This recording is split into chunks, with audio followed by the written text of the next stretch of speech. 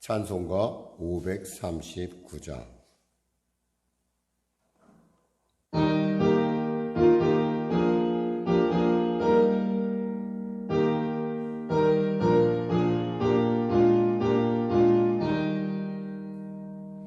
너 예수께 조용히 나가 내 모든 짐 내려놓고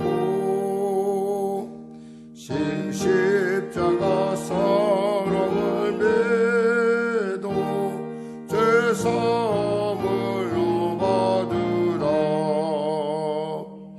주 예수께 조용히 나가 내 마음을 쏟아놓으라. 너를 면해 보시는 주님 그 은혜를 베푸시리. 주 예수의 은혜를 입어 내 슬픔이 없어지리. 내 이웃을 늘 사랑하여 너 받은 것 거저주라. 주 예수께 조용히 나가 내 마음을 쏟아놓으라. 너를 면해 보시는 주님 그 은혜를 베푸시리. 주 예수를 친구로 삼아 늘 내 옆에 모시어라. 그 영원한 생명샘 물에 내 마음 목축이어라. 주 예수께 조용히 나가 내 마음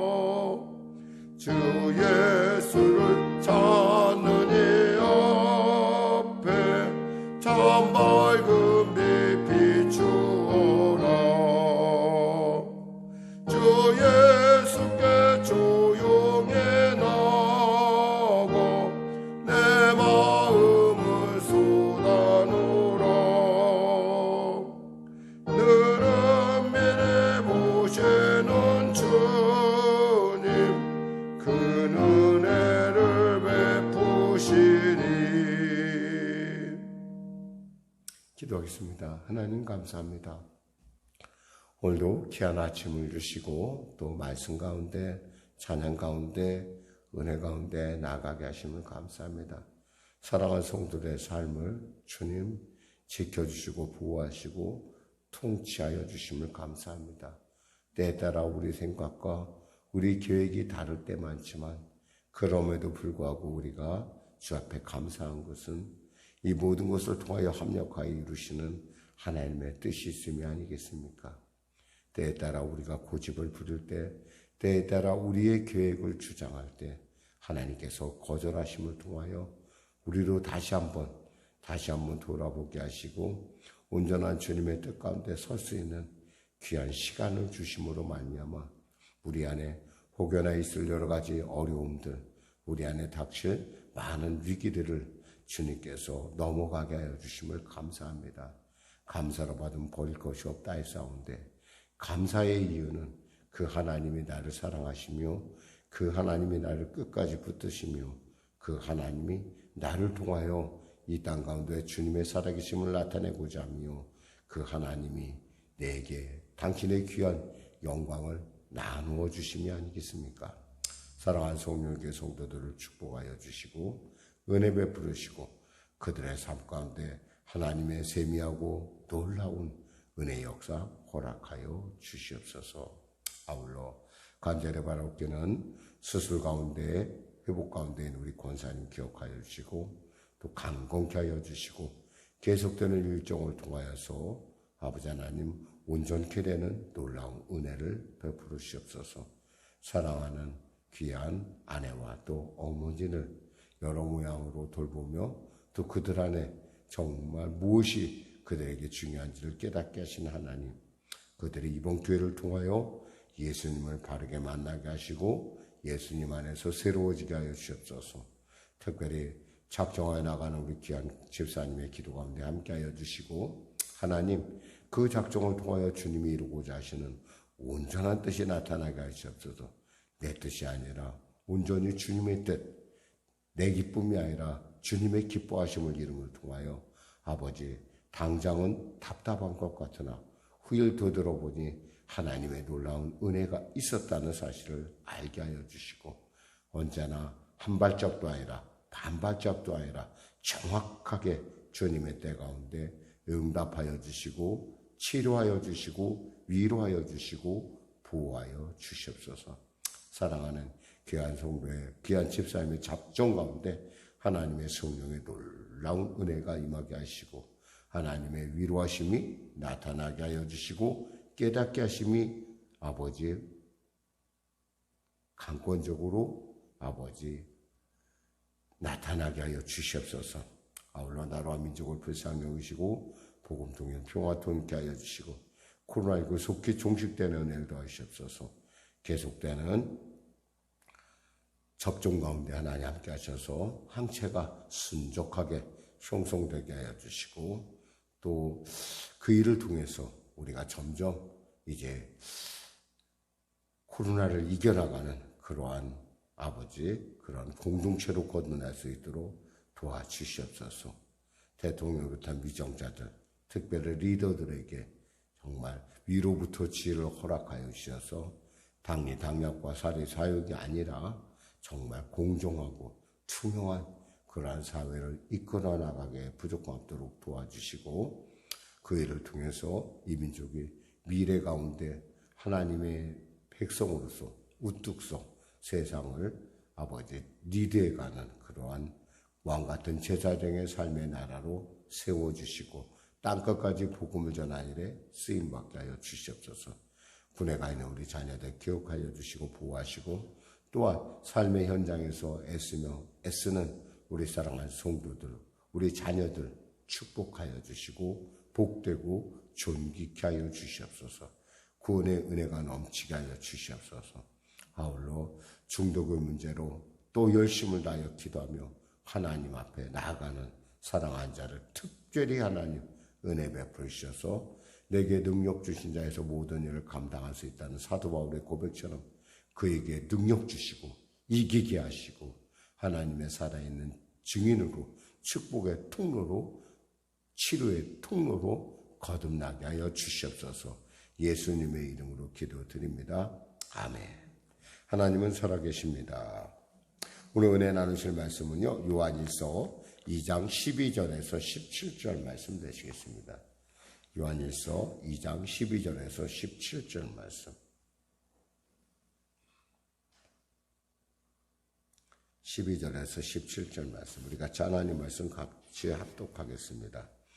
자녀들아, 내가 너희에게 쓰는 것은 너희 죄가 그의 이름으로 말미암아 사함을 받았으며, 아비들아, 내가 너희에게 쓰는 것은 너희가 태초부터 계신 이를 알았으며, 청년들아, 내가 너희에게 쓰는 것은 너희가 악한 자를 이겼음이라. 아이들아, 내가 너희에게 쓴 것은 너희가 아버지를 알았으며, 아비들아, 내가 너희에게 쓴 것은 너희가 태초부터 계신 이를 알았으며, 청년들아, 내가 너희에게 쓴 것은 너희가 강하고 하나님의 말씀이 너희 안에 거하시며 너희가 흉악한 자를 이겼습니다. 이 세상이나 세상에 있는 것들을 사랑하지 말라. 누구든지 세상을 사랑하면 아버지의 사랑이 그 안에 있지 아니하리니, 이는 세상에 있는 모든 것이 육신의 정욕과 안목의 정욕과 이생의 자랑이니 다 아버지께로부터 온 것이 아니요 세상으로부터 온 것이라. 이 세상도 그 정욕도 지나가되 오직 하나님의 뜻을 행하는 자는 영원히 거하느니라. 아멘.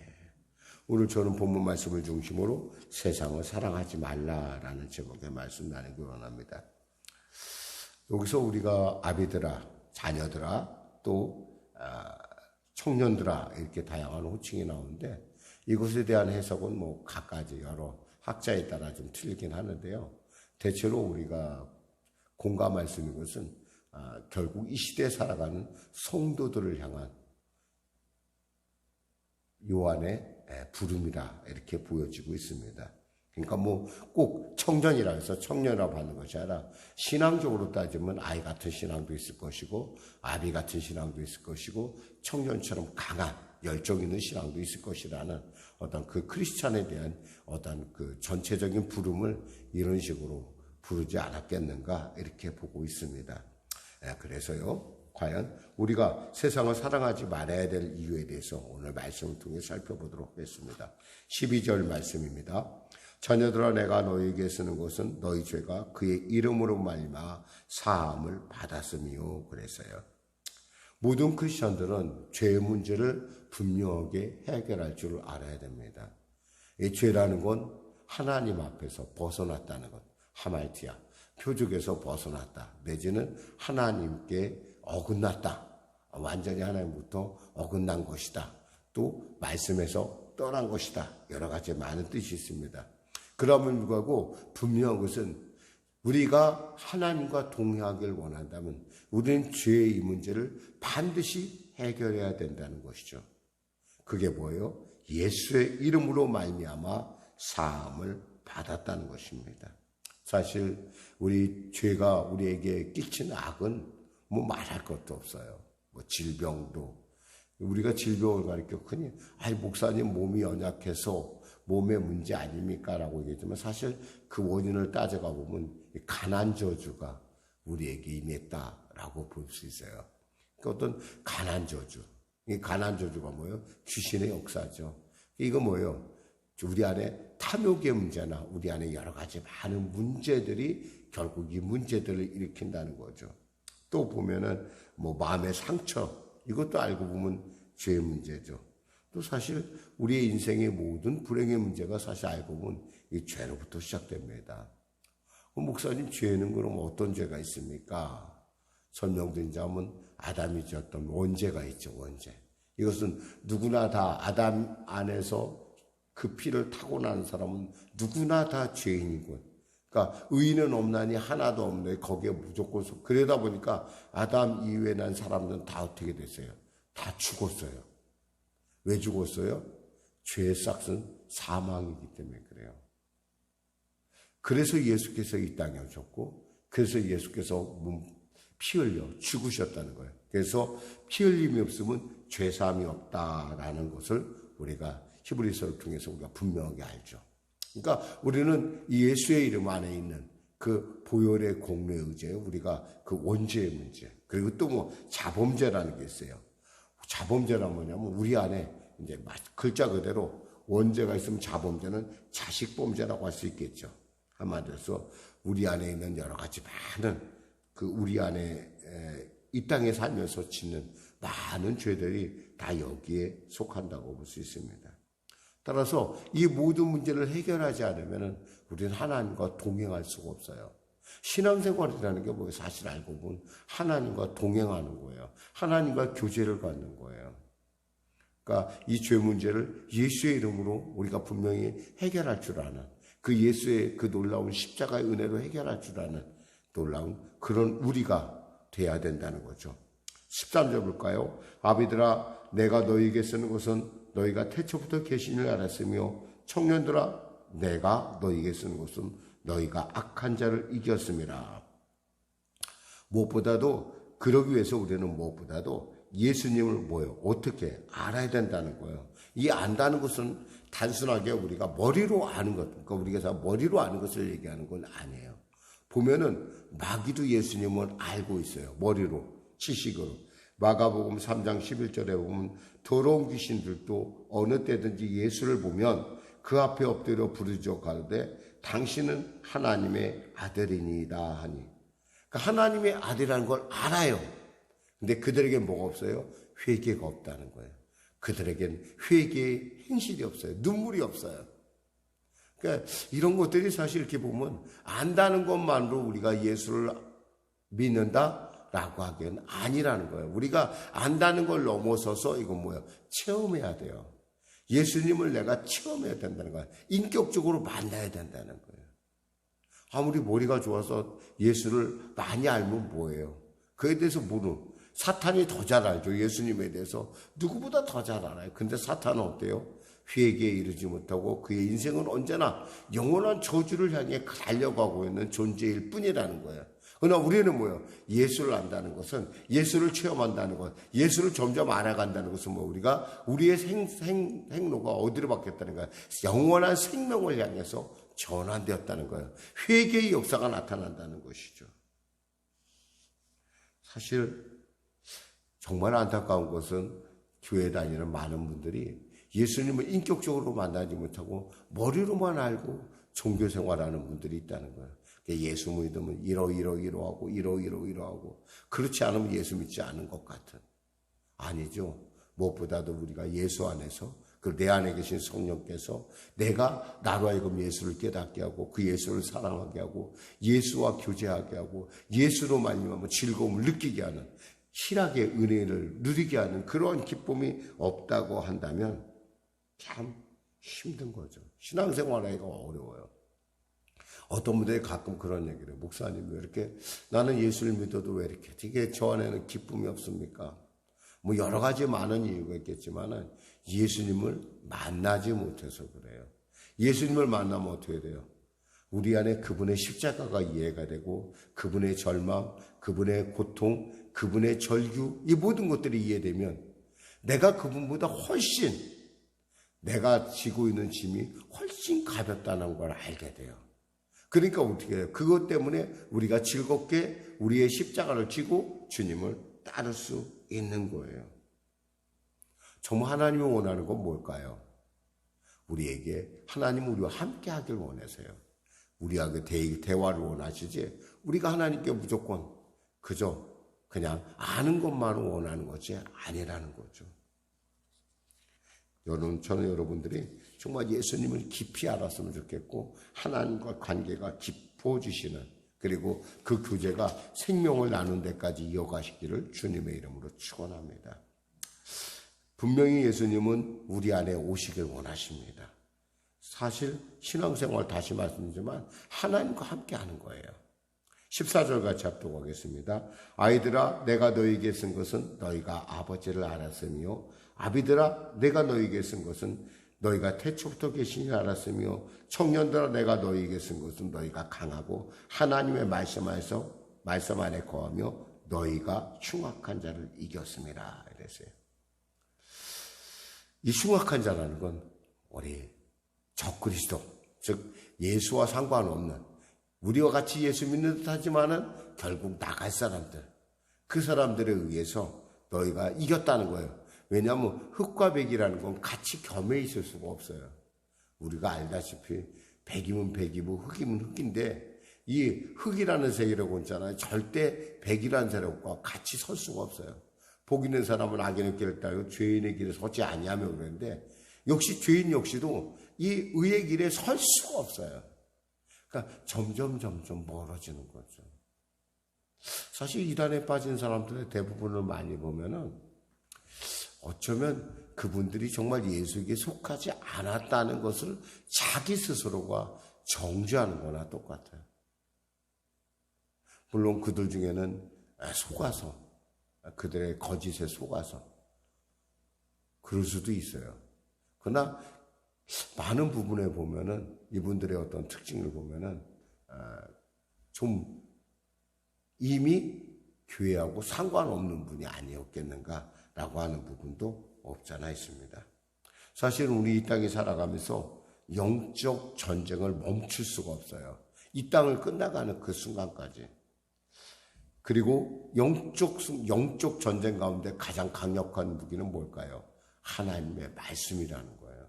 그러니까 우리가 말씀을 정말 체험해야 되고 그 말씀을 가지고 세상 가운데 이겨야 돼요.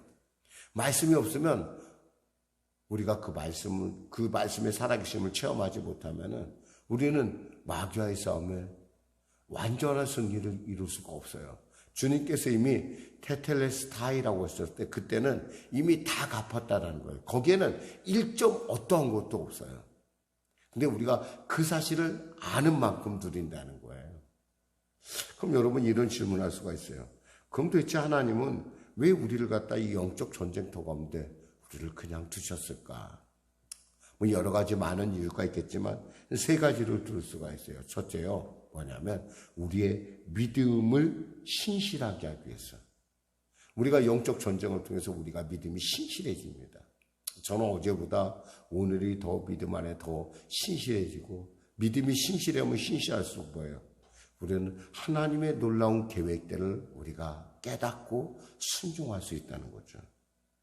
또한 겸손하게 만들어요. 영적 전쟁 가운데 보면은 우리가 늘 감당할 수 있는 것만 있는 것도 아니에요. 정말 감당할 수 없을 때가 너무 많아요. 그럼 정말 우리가 할 수 없다는 건 뭐예요? 오직 내게 능력 주시냐 해서 모든 것을 할 수 있다는 사도 바울의 그 감사한, 그 겸손한 고백을 우리가 깨달을 수 있다는 거죠. 끝으로 하나님을 사랑할 수 있도록, 이웃을 사랑할 수 있도록 훈련시키는 거예요. 그러니까 정말 우리가 이 영적 전쟁을 우리가 결코 소홀히 여기지 말아야 될 것은 이러한 놀라운 이 과정이 우리로 하여금 이렇게 하나님을 닮아가게 하고 하나님을 믿게 하고 하나님께 겸손하게 하는 이유가 된다는 거죠. 15절 16절 같이 합독하겠습니다. 이 세상이나 세상에 있는 것들을 사랑하지 말라. 누구든지 세상을 사랑하면 아버지의 사랑이 그 안에 있지 아니하니 이는 세상에 있는 모든 것이 육신의 정욕과 안목의 정욕과 이생의 자랑이니 다 아버지께로부터 온 것이 아니요 세상으로부터 온 것이라 그랬어요. 우리가 세상을 사랑하지 말아야 될 것은 결국 이 모든 것들이 결국에는 다 없어질 거라는 거예요. 결국 아무것도, 우리가 이 땅에 하나님 앞에 가져갈 만한 게 뭐가 있을까요? 명예, 돈, 아무것도 못 가져가요. 우리가 가져가는 건 하나님을 향한 우리의 신실함, 믿음, 소망, 사랑. 그 중에 제일은 사랑이듯이 우리는 사랑을 가지고 가는 거예요. 분명하게 세상에 있는 것, 세상을 사랑하게 되면 하나님의 사랑이 그 안에 있을 수가 없어요. 어떤 사람들은 생각해요. 내가 세상도 사랑하고 하나님도 사랑하고 두 가지는 없어요, 여러분. 왜냐하면 이 세상은 뭐예요? 사탄이 권세를 갖고 있어요. 그리고 이 세상은 가면을 쓴, 흔히 말해서 신천지들에게 하는 모략으로 뒤집혀져 있어요. 순 거짓이에요. 100% 거짓이에요. 이것 정도는 아니겠지 하지만 그것도 거짓이에요. 보니까 요즘 콘도 흔히 말해서 집을 빌려주고 하는 그런 일을 하는 분들이 요즘 사기를 많이 당한대요. 보니까 문자로 이렇게 써가지고 돈을 얼마 넣습니다. 그걸 문자로 넣더라고. 그것을 그러니까 돈을 얼마 넣습니다 라는 것을 문자로 넣고 이 사람이 헷갈리는 거예요. 내가 받은 줄 아는 거예요. 근데 보면 밑에 돈 액수를 보면 1원. 이 사람은 받은 줄 알고 그 돈을 환불해 주는 거예요. 그런 수법도 있더라고요. 그러니까 우리가 꼼꼼히 살펴보지 않으면요, 속기가 쉬워요. 여러분 아셔야 돼요. 세상은 간교하고 세상은 거짓이에요. 그리고 이 세상은 뭐예요? 추구하는 거예요. 육신의 정욕과 안목의 정욕과 이생의 자랑이라고 되어 있어요. 요즘 보니까 젊은이들에게서 보니까 참 마음 아픈 소식이 있더라고요. 보니까 요즘 명품이 값을 올려도 잘 나간대요. 한국이 명품 판매 세계 7위래요. 7위. 깜짝 놀랐어요. 젊은 사람들이 MZ시대, 밀레니엄 제너레이션인가? 이 MZ시대들이 갖고 있는 특징이 뭐냐면 명품을 좋아한대요. 값이 올라도 사고. 왜 그럴까요? 그거 갖고 있으면 혹시 돈이 될 줄 모르니까 라는 어떤 그런 마음이 아니겠을까 이런 생각하면서 참 안타깝다라는 생각을. 왜냐하면 내가 그걸 가져야지면 내가 특별한 것 같고 이런 어떤 마음. 사실 이 세상의 것들 그게 다 지나가 보면 다 지나갈 거예요. 아무것도 우리가 가져갈 거 없어요. 명품 아니라 명품에 뭘 갖고 있어도 내가 당장 문제가 생기면 내 일생의 일신상의 문제가 생기면 그것이 하나도 내게 도움이 안 돼요. 시계를 아무리 좋은 거 차고 있으면 못해요. 내가 잠을 못 자면. 아무리 좋은 침대를 갖고 있으면 뭐래요. 좋은 집을 갖고 있으면 어떻게 해요. 아무 소용없어요 사실은.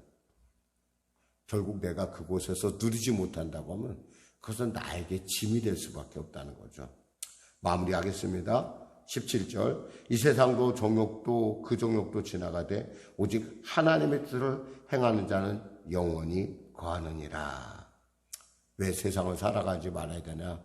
세상을 살아가다 보면 하나님부터 멀어지게 되고 하나님 멀어진데 문제는 이 세상은 결국에는 없어질 거라는 거예요. 일시적이라는 거죠. 영원한 것은 뭐예요? 오직 하나님 그리고 그분의 말씀, 그분의 우리와 함께 하신 성령. 이런 모든 것들이 우리에게 영원한 것이지 그렇지 않은 것들은 아무것도 우리의 인생을 보장해 주지 못한다는 겁니다. 사랑하는 성도 여러분, 속지 마시고 하나님을 사랑하시기를 주님의 이름으로 축원합니다. 기도하겠습니다. 하나님 감사합니다. 말씀을 전했습니다. 세상을 사랑하지 말라 하셨는데 세상을 왜 사랑하지 말아야 되는지 우리로 알게 하심을 감사합니다. 하나님, 세상을 사랑한 자가 어떻게 하나님도 사랑할 수 있겠습니까? 그런데 우리는 가끔 하나님도 사랑할 수 있고 세상도 사랑할 수 있다는 두 가지 꿈을 꿉니다. 하나님, 우리의 이 어리석음으로부터 우리를 해방시켜 주시고 깨닫게 하시고 오직 예수, 오직 하나님, 오직 그분의 나라와 그 의를 구하는 우리가 되게 하여 주시옵소서. 예수님의 이름으로 기도드립니다. 아멘. 우리 말씀 생각하고 찬양하고 기도하겠습니다. 찬송요 490장입니다.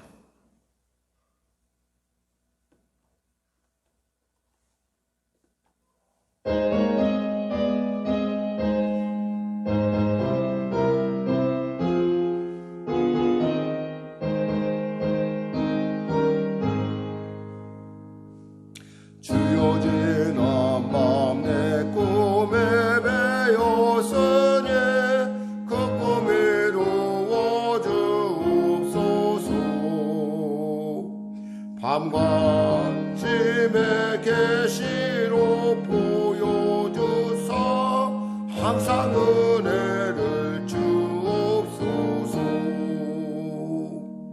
나의 놀라운 법 정령남 있기는 장차 그 은혜 받을 뿐이라.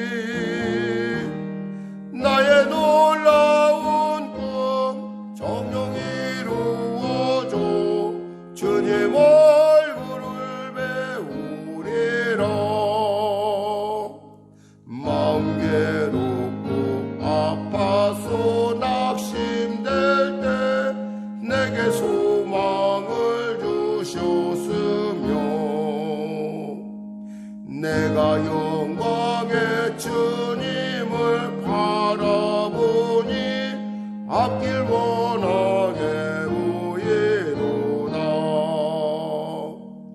나의 놀라운 꿈 정녕 남이 있기는 장차 그 은혜 받을 편에 나의 놀라운 꿈 정녕 이루어져 주님 얼굴을 배우리라. 세상 풍조는 나날이 변하여도 나는 내 믿음 지키리니 인생 살다가 죽음의 꿈 같으나 오직 내 꿈은 참되리라.